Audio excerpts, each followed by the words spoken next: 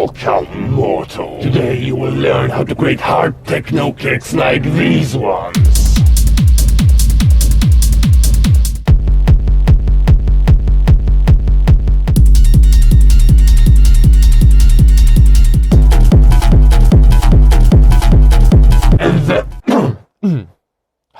Sorry.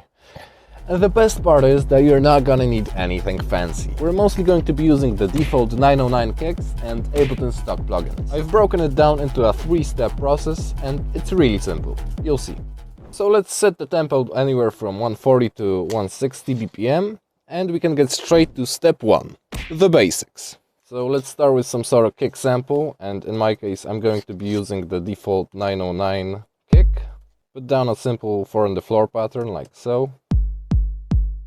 I'm gonna put the kick to one-shot mode. And to make it more unique, you could change its pitch perhaps, and maybe trim the tail so that we get only the punch. Now we're gonna want to duplicate the kick into a second track and move the notes from the downbeat to the upbeat and trim them like so, because this is going to be our bass layer. So now let's trim the sample so that we get only the tail without the punch. You can also reverse it or pitch it around to spice things up a bit. You can also shift some of the notes to the offbeat if you want to get more groovy with it. But I think I'm going to keep things simple right now. What else could we do here? Oh yeah, we could add an additional click layer to the 909 kick to make it more punchy. So to do that you need to press Ctrl G to create an instrument rack, and you can now search for a click layer.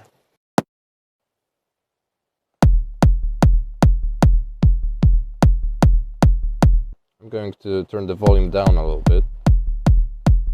And also add a sidechain to the bass layer to make sure it doesn't clash with the kick. I'm going to do that with the Ableton stock compressor.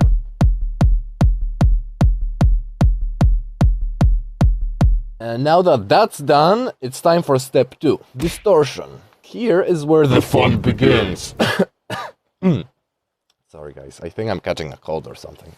Now it's time to start playing with the different distortions. So let me introduce you to some of Ableton's distortion plugins. So first off is the amp. It's a classic. So the most important setting in the amp are the different amp modes. Once you choose one that you like, you can adjust their intensity with this gain and dry wet knobs. Then we've got the saturator, where again, you can try out different modes from this drop-down menu and adjust their intensity with the drive and dry wet knobs. And last but not least, we have the pedal, which I think is a bit underrated. Here you have 3 different distortion modes, and you adjust their intensity with this gain knob, and it also has a dry wet slider. And apart from the bass, mid and treble knobs, you also have this cheeky little sub button. And when you press it, you make me happy. Subscribe, motherfucker. Now let's mix and match the different distortions. I'm going to start from scratch. How about we add an amp?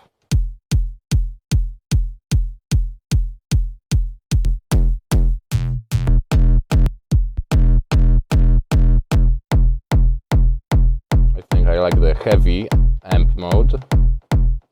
Alright, that's cool. Maybe let's add a pedal now.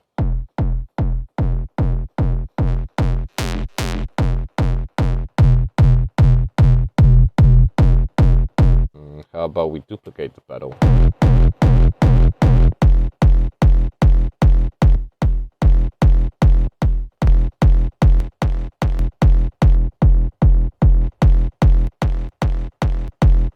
Okay, so I've actually opted for 2 instances of the exact same distortion, which I get that it could feel a bit unorthodox to do this. Well, I don't care.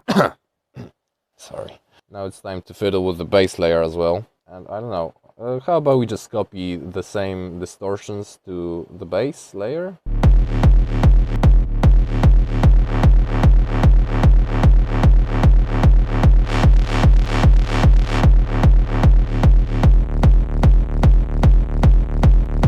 How about an amp maybe?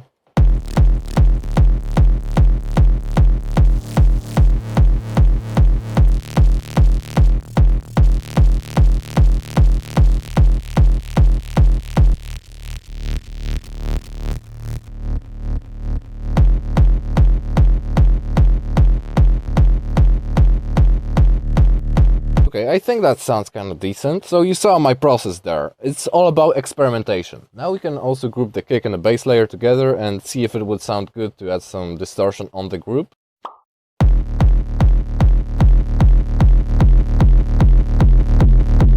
Now in Saturator, if you choose the Wave Shaper mode, you can press this arrow to pull up some settings of the Wave Shaper and just fuck around with them.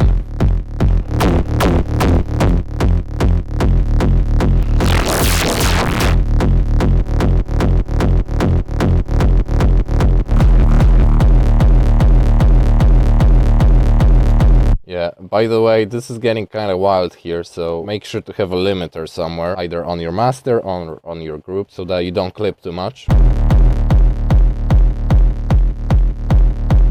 And, you know, sometimes it might sound better to have the distortion applied to the kick and the bass layers separately, and other times distortion sounds better on the group, but yeah, you can also just have both. Again, it's all about experimentation. Alright, now it's time to finish this up with some texture. That's step 3. This is sounding like, alright, I guess, but it's not big enough for my taste. So now we're going to add some additional textures using return tracks. And trust me, this is going to make all the difference. So let's add a new return track.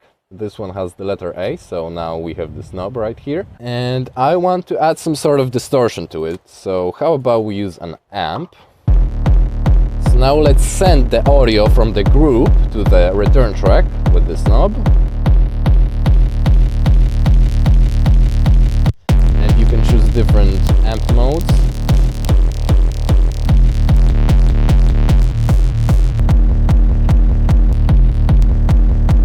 I usually go for the rock amp mode, but this time I think the heavy mode sounds better. Now, this is different from adding the amp straight onto our kick group, because in this case, it doesn't affect the dry signal, it just adds an additional layer of sound on top. It's pretty much parallel processing, if you know what that means. Huh? So, this is our additional layer by itself, and this is the difference it makes.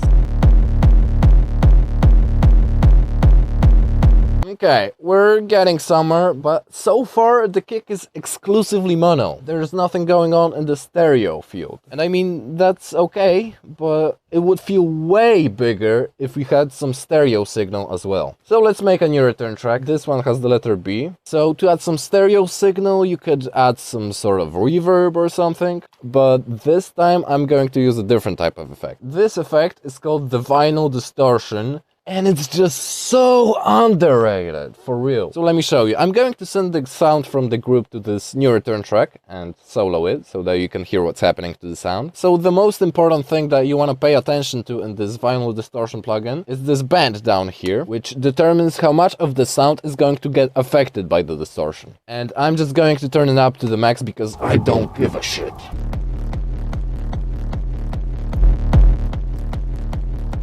And the other very important setting that you want to pay attention to here is the stereo button. You want to make sure it's set to stereo, not mono. But wait, the bass is now in stereo as well.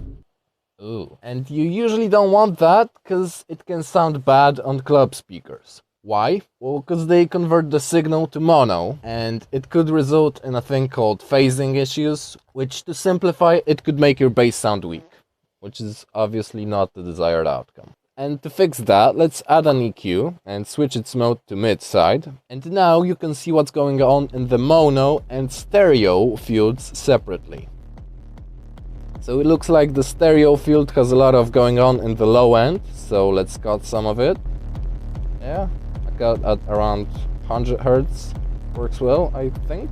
And if that's still too much stereo signal for you, you can turn it down using the utility plugin and turning down the width knob. So let's hear that in context.